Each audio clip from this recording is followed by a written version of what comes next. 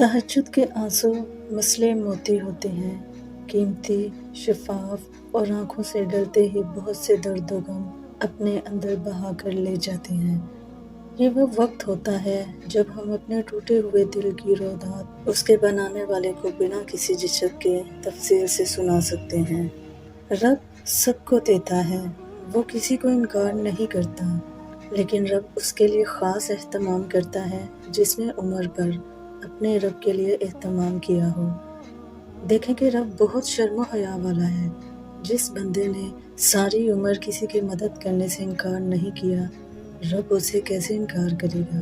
جس نے اللہ کی محبت کے لیے بندوں سے محبت کی، ان کے لیے آسانیاں پیدا کی، رب اس بندے کے کھلے ہوئے ہاتھوں کو اپنی محبت سے بھر دیتا ہے۔ جو شاکرین میں سے ہوں اور پھر ایسا بندہ اپنی ضرورت اپنے رب کو بتائے تو رب کہتا ہے کہ اس صابر و شاکر بندے کے ہاتھ گرنے سے پہلے اسے قبولیت سے نواز دیا جائے۔ یاد رکھیں کہ دعا ایک عبادت ہے اور اس کا وضو ہماری بندگی ہے۔ اپنی بندگی میں کمال کو پہنچ جائیں اور دعاؤں کی قبولیت کے معجزات دیکھیں۔ ہمیشہ اپنے رب سے پر امید رہیں، کیونکہ اس پوری دنیا میں جتنی جلدی رب راضی ہوتا ہے اتنا جلدی کوئی راضی نہیں ہوتا۔ تہجد تک تو اللہ لے کر جاتا ہے، کیونکہ تمہاری دعاؤں پہ کن فیکون کی مہر لگنی ہوتی ہے۔ تبھی تو کہتے ہیں تہجد تو سفر ہے کن سے فیکون تک کا۔ جب تم گہرے درد میں سوالی بن کے اللہ کے سامنے جاتے ہو، جب تم بے بیاں خاموشیاں لے کر اللہ سے فریاد کرتے ہو، جب تم اپنی دعاؤں کی ٹوکری لے کر اس سے رحم کی بھیک مانگتے ہو، تو وہ اپنی ساری رحمت سمیٹ کے تمہارا استقبال کرتا ہے، اپنے پرسکون سی یاد میں لپیٹ کے دنیا کے ہر درد سے آزاد کر دیتا ہے، اپنے نور سے تمہارا بکھرا ہوا دل پر نور کر دیتا ہے۔ بس اس کی طرف آنے کی ذرا سی دیر ہے۔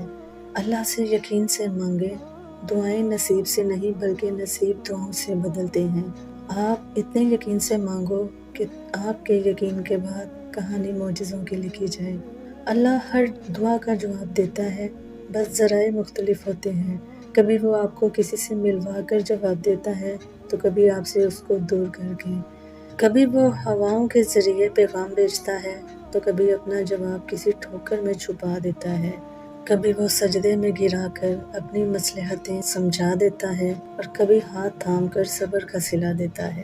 آزمائش کا آنا، روح کا ریزہ ریزہ ہونا بے وجہ نہیں ہے۔ کبھی تکلیف میں ہو تو اللہ کو محسوس کرنا، پھر اس کی موجودگی بھی دکھائی دے گی اور اس کی سرگوشی بھی دکھائی دے گی۔ تڑپ دل میں وہ تبھی اتارتا ہے جب وہ تمہیں یاد کرتا ہے، تب وہ چاہتا ہے کہ تم اس سے بات کرو، اسے اپنی کیفیت سناؤ، ساری پریشانیاں اس کی دہلیز پر چھوڑ جاؤ، بس تم اور اللہ رہ جاؤ، پھر سے مسکرانا سیکھ جاؤ اور سب بھول جاؤ۔ تم تنہا نہیں ہو، تمہارے ساتھ اللہ ہے، اور جس کے ساتھ وہ ہوتا ہے اس کے ساتھ کائنات کی رونقیں چلتی ہیں۔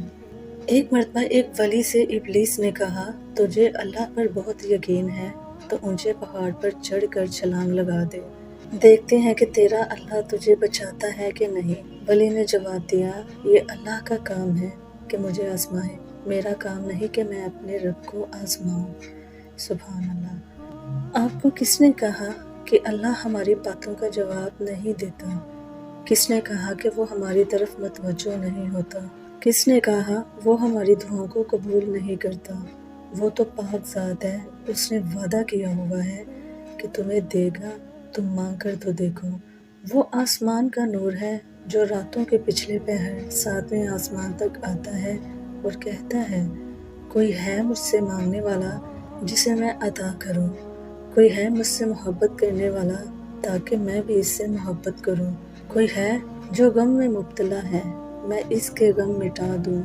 تہجد میں جاگنے والوں کو چاہیے سونے والوں کے لیے دعا کیا کریں، ملنے والوں کو چاہیے بچھڑنے والوں کے لیے دعا کریں، کامیاب ہونے والوں کو چاہیے ہارنے والوں کے لیے دعا کریں، ہنسنے والوں کو چاہیے رونے والوں کے لیے دعا کریں، محبت کرنے والوں کو چاہیے نفرت کرنے والوں کے لیے دعا کریں، آگے بڑھ جانے والوں کو چاہیے پیچھے رہ جانے والوں کے لیے دعا کریں، نیکوکاروں کو چاہیے گناہگاروں کے لیے دعا کریں، ہر ایک کو چاہیے ہر ایک کے لیے دعا کریں اور میرے لیے بھی دعا کریں۔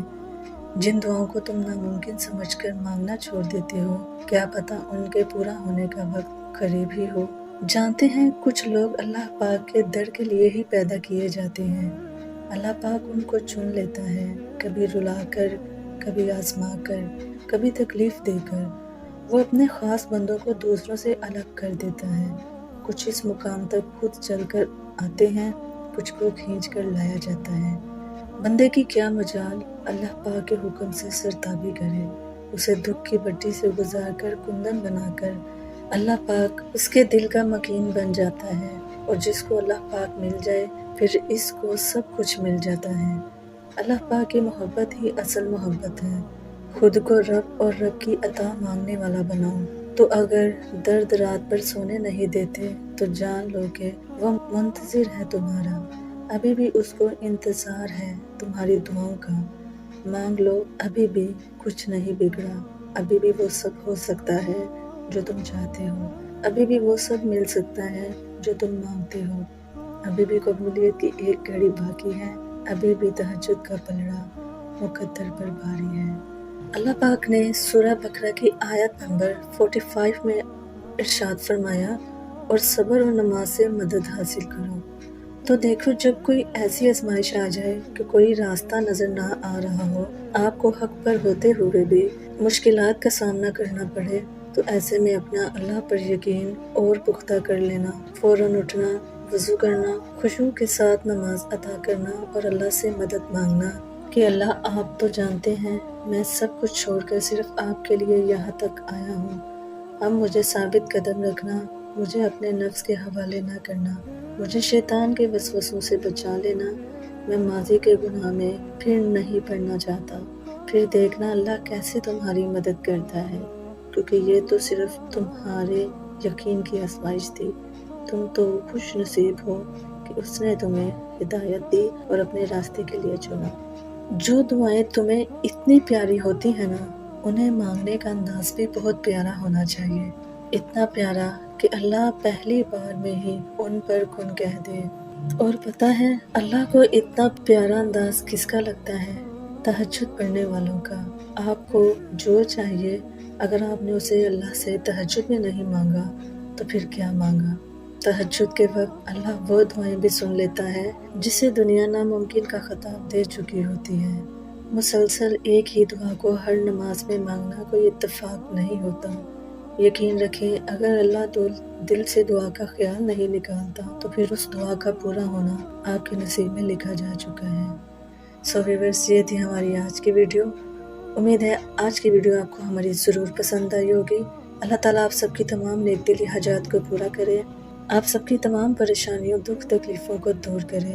آمین ثم آمین۔ اپنا خیال رکھیے گا، دعاؤں میں یاد رکھیے گا۔ اللہ نگہبان۔